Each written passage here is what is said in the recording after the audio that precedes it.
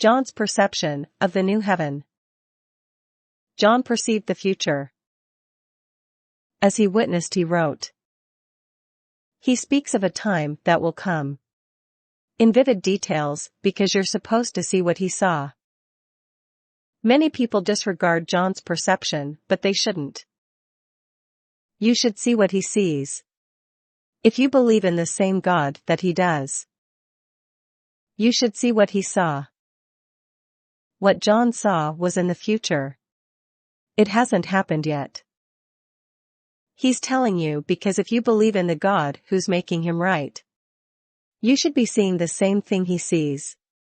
You have to be in alignment with his perception to see what he does.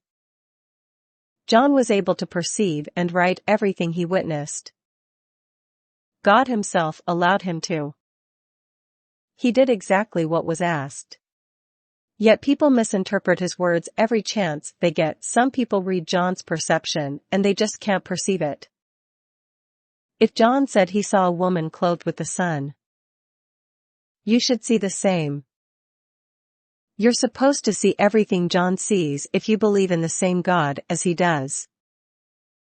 If John heard someone say the wedding of the Lamb, if John wrote that someone said blessed are those who are in attendance at this wedding, you better believe it's going to be exactly like it claims.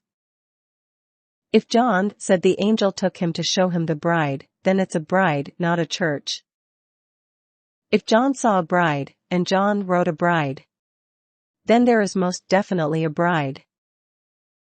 If you believe in the same God as John, you will see a bride too. John didn't write and say the angel said, "Come, let me show you the church," or God's people. He said bride. You can't change John's words or make them mean something else. You gotta perceive what John saw. It's not a debate.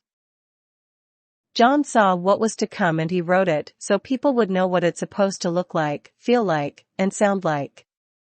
Don't change or interpret John's words, perceive his perception. Envision his projection.